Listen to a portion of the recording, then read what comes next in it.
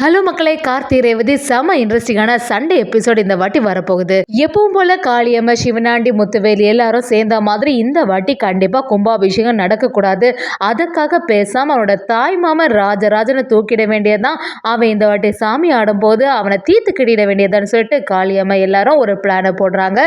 இதை தெரிஞ்சுக்கிட்டு நம்ம கார்த்தி எப்படி இருந்தாலும் மாமாவோட உயிருக்கு எந்த ஆபத்தும் வராம நான் பாதுகாத்துப்பேன்னு சொல்லிட்டு நம்ம சாமுண்டேஸ்வரிட்ட ஒரு வாக்கு கொடுத்து கும்பாபிஷேகத்துக்கு கூட்டிட்டு போறாங்க. ஒரு வழியாட்டு நம்ம கார்த்தி செம மாசா வந்து ராஜராஜனை காப்பாத்தினது மட்டும் இல்லாம கும்பாபிஷேகத்தையும் சரியா முடிக்கிறாங்கன்னே சொல்லலாம். அதே சமயத்துல நம்ம ரேவதி ரொம்பவே பதட்டமா இருக்காங்க. கார்த்திட்ட வந்து கண்டிப்பா அம்மா கிட்ட நீங்க உண்மையை சொல்லியே ஆகணுமா அப்படின்னு கேட்கும்போது கார்த்தியும் இந்த வாட்டி நான் சொல்லி தான் தீர்வேன், அதனால வரக்கூடிய விளைவுகள் என்னவா இருந்தாலும் எனக்கு பிரச்சனையே இல்லை, இத்தனை நாளாக உண்மையெல்லாம் மறைச்சி வச்சதே பெரிய தப்புன்னு சொல்லிட்டு நம்ம கார்த்தியை சாமுண்டேஸ்வரிக்கிட்ட எல்லா உண்மையை சொல்லிட்டாங்கன்னே சொல்லலாம். வீடியோக்குள்ளே போகிறதுக்கு முன்னாடி நம்ம சேனலுக்கு சப்ஸ்கிரைப் பண்ணிடுங்க, அப்படியே பக்கத்தில் இருக்க பெல் ஐக்கானை கிளிக் பண்ணிடுங்க. அப்போ தான் நான் போடுற வீடியோலாம் உங்களுக்கு நோட்டிஃபிகேஷனாக வரும். நம்ம கார்த்தியை சாமுண்டேஸ்வரிக்கிட்ட வந்து அத்தை எப்படியாவது இந்த கும்பாபிஷேகத்துக்கு நீங்கள் வந்தே ஆகணும்னு சொல்லும்போது சாமுண்டேஸ்வரி அந்த இடத்துல இல்லை மாப்பிள்ளை என்கிட்ட இதை பற்றி மட்டும் சொல்லி என்னை கம்பல் பண்ணாதுங்கன்னு சொல்லி நம்ம சாமுண்டேஸ்வரி அந்த இடத்துல சொல்கிறாங்க. கார்த்தியும் சரி இன்னும் கொஞ்சம் நாள் இருக்குல்ல, கண்டிப்பாக சமாதானப்படுத்திடலான்னு யோசிக்கிறாங்க.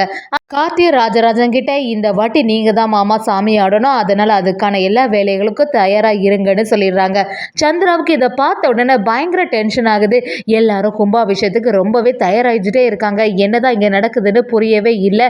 என்ன பண்ணாலுமே இந்த அக்காக்காரி குடும்பத்தை எதுவுமே பண்ண முடிய மாட்டேங்குது. கடைசி நேரத்துல இந்த கார்த்தி வந்து எல்லாத்தையும் கெடுத்து வச்சிடறான். இந்த வாட்டி கண்டிப்பா கும்பாபிஷேகம் நல்லபடியா நடக்கக்கூடாது. இப்ப என்ன செய்யறதுன்னு சொல்லிட்டு குழப்பத்துல சந்திரா காளியம்மையை பார்க்க போறாங்க. அந்த சைடு பார்த்தீங்கன்னா காளியம்மையும் என்ன சந்திரா எதுக்கு நீ புலம்பிட்டே இருக்க, யோசிக்காத எதை பற்றியும், கண்டிப்பாக இந்த கும்பாபிஷேகம் நல்லபடியாக நடக்க போகிறது இல்லை, அதனால் டென்ஷன் ஆகாமல் இருன்னு சொல்லும்போது சந்திராவும் அந்த இடத்துல எப்படி தான் அப்படி இருக்க முடியும், எப்போவுமே அந்த நம்ம தான் தோத்துட்டே இருக்கோம், அந்த கார்த்திக் கடைசி நேரத்தில் வந்து எல்லா இடத்துலையும் ஜெயிச்சு அந்த குடும்பத்தை காப்பாற்றிட்டே இருக்கான், இப்போ என்ன பண்ணுறதுன்னு சொல்லும்போது காளியம்மையும் சந்திரா கிட்ட எதுக்கும் கவலைப்படாத மருமகளை, இந்த வாட்டி கண்டிப்பாக நம்ம பிளான் சொதப்பவே செய்யாது, கண்டிப்பாக இந்த கார்த்தியோட தாய் மாமனை வச்சு இந்த வாட்டி கும்பாபிஷேகத்தை நிறுத்திடலான்னு சொல்லிட்டு காளியம்மையும் ஒரு திட்டத்தை போடுறாங்க. நம்ம சந்திராவும் என்ன சொல்கிறீங்க எனக்கு எதுவுமே புரியலைன்னு கேட்கும்போது காளியம்மையும் ஒரு ஐடியா கொடுக்குறாங்க. அந்த ராஜராஜன் உயிரோட இருந்தால் தானே கும்பாபிஷேகம் நடக்கும், கண்டிப்பாக இந்த கும்பாபிஷேகத்தோட ராஜராஜன் உயிர் பிரிய போகுது பாரு அப்படின்னு சொல்கிறாங்க. இதை கேட்ட சிவனாண்டியும் நீங்கள் சொல்கிறது எல்லாமே சரியாக தான் இருக்குது சித்தி, ஆனால் அதுக்கு என்ன பண்ணுறதுன்னு கேட்கும்போது காளியம்மையும் ஒரு ஆளை கூப்பிடுறாங்க. நீ இந்த கோவிலில் சாமி ஆடும்போது கரெக்டாட்டி இந்த குடும்பத்தில் ஒரு உயிருக்கு ஆபத்து இருக்கு அப்படின்னு சொல்லி பயமுடுத்தி விடு அப்படின்னு ஒரு ஆளுக்கு ரூபாவையும் கொடுத்து அனுப்புறாங்க. காளியம்மை அந்த இடத்துல இனிப்பார் இனிதான் ஆட்டமே ஆரம்பிக்க போகுதுன்னு சொல்றாங்க. அதே சமயத்துல இன்னொரு சைடு பாத்தீங்கன்னா நம்ம பாட்டி எல்லாமே ரொம்ப சந்தோஷத்துல இருக்காங்க. நல்லபடியா கும்பாபிஷேகம் நடக்கணும் ஐயா, இந்த வாட்டி எந்த தடங்களுமே வந்துடக்கூடாது அப்படின்னு சொல்லும்போது நம்ம கார்த்தியும் பாட்டி கிட்ட நீ எதுக்குமே கவலைப்படாத பாட்டி, கண்டிப்பா இந்த வாட்டி கும்பாபிஷேகம் சிறப்பாகவே நடக்கும், அது மட்டும் இல்லாம நீ நினைச்ச மாதிரியே நம்ம ரெண்டு குடும்பமும் இந்த கும்பாபிஷேகத்தோட ஒன்று சேரதா போகுது, அதுக்கு நான் வாக்கு கொடுக்குறேன்னு சொல்லிட்டு நம்ம கார்த்தி சொல்லும்போது அதை கேட்ட பரமேஸ்வரி பாட்டியும் நீ சொன்னது நல்லபடியாக நடக்கணும் ஐயா அப்படின்னு சொல்கிறாங்க. அதே மாதிரி பரமேஸ்வரி பாட்டியும் இந்த இடத்துல உள்ள சடங்குகள் எல்லாமே நீ தான் முறையாக நின்று பண்ணணும், அது மட்டும் இல்லாமல் உன் மாமனை சீக்கிரமாக கூட்டிகிட்டு வா, அவன் வேற இந்த இடத்துல சாமி ஆட வேண்டியது இருக்குது அப்படின்னு சொல்லிட்டு நம்ம பரமேஸ்வரி பாட்டியும் கார்த்திகிட்ட சொல்லிட்டு இருக்காங்க.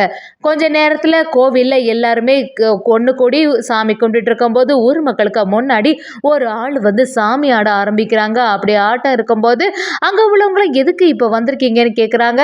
இந்த கும்பாபிஷேகம் நல்லபடியாக நடக்க போகிறதில்ல, கண்டிப்பாக இந்த பரமேஸ்வரியோட குடும்பத்திலேருந்து ஒரு உயிர் போக போகுது அப்படிங்கிற மாதிரி ஒரு வாக்கு கொடுத்துறாங்க. இதை கொஞ்சம் கூட எதிர்பார்க்கவே இல்லை ஊர் மக்களும். என்ன இங்கே நடக்குது, இப்போ என்ன ஆக போகுதுன்னு தெரிய மாட்டேங்குதே, போன வாட்டியும் இப்படி தான் ஒரு சம்பவம் நடந்து அதனால தான் கும்பாபிஷேகம் நின்று போச்சு, கண்டிப்பாக இந்த வாட்டி எந்த சம்பவமே நடக்கக்கூடாதுன்னு சொல்லிட்டு நம்ம பரமேஸ்வரி பாட்டி அந்த இடத்துல ரொம்பவே பதட்டம் ஆயிடுறாங்க.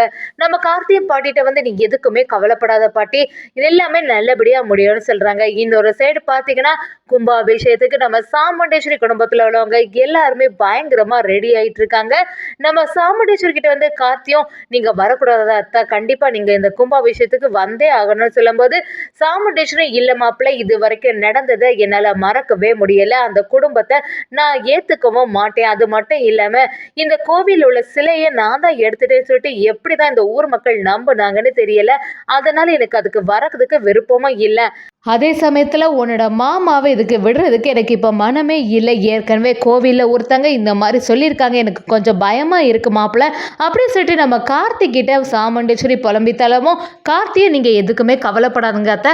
கண்டிப்பா மாமாவோட உயிருக்கு எந்த ஆபத்துமே வராது. நான் நல்லபடியா மாமாவை பாதுகாத்துப்பேன்னு சொல்லிட்டு நம்ம கார்த்தி அந்த இடத்துல சொல்றாங்க.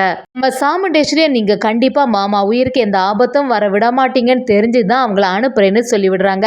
நம்ம ரேவதிக்கு கொஞ்சம் பதட்டமாவே இருக்கு. கார்த்திட்ட வந்து என்னாச்சு ராஜா, சாமியார் வேற இப்படி சொல்லியிருக்காங்க, எனக்கு கொஞ்சம் கஷ்டமாவே இருக்கு, அப்பாவோட உயிருக்கு ஏதாவது ஆபத்து வந்துருமோன்னு சொல்லிட்டு பயமா இருக்குன்னு சொல்லும்போது கார்த்தி அந்த இடத்துல நீ எதுக்குமே கவலைப்படாத ரேவதி, மாமாவோட உயிருக்கு எந்த ஆபத்தும் வராது.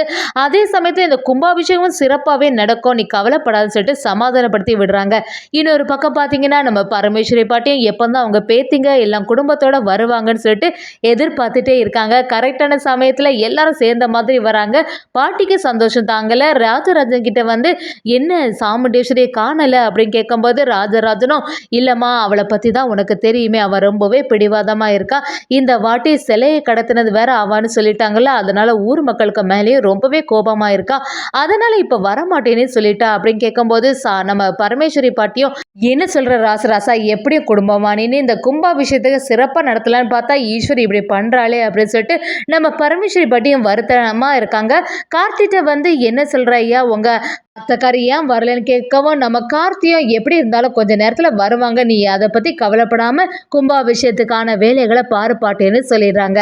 கும்பாபிஷேகத்துக்கான வேலை எல்லாமே சிறப்பா போயிட்டு இருக்கும் போது அந்த சைடு இருந்த வெறுமன் சிவனாண்டி எல்லாம் சரி சரி கொஞ்ச நேரத்துல இங்க ஒரு பெரிய சம்பவமே நடக்க போகுதுன்னு சொல்லிட்டு யோசிக்க ஆரம்பிக்கிறாங்க. சந்திராவும் நம்ம சிவனாண்டிகிட்ட ஃபோன் பண்ணி என்ன அங்க எல்லாம் கரெக்டா நடக்குதா, இந்த வாட்டி எதுவுமே தப்பாதே, என்னாச்சு அப்படின்னு விசாரிக்கும் போது சிவனாண்டியை நீ எதுக்குமே கவலைப்படாத, நம்ம நினைச்ச மாதிரி எல்லாமே நடக்க போகுது, இந்த ராஜராஜன் கொஞ்ச நேரத்துல சாமி ஆட ஆரம்பிச்சிருவான், அந்த சமயம் பார்த்து ஏதாவது இவனை பண்ணிடலான்னு சொல்லிட்டு ஒரு ஐடியாவை போடுறாங்க.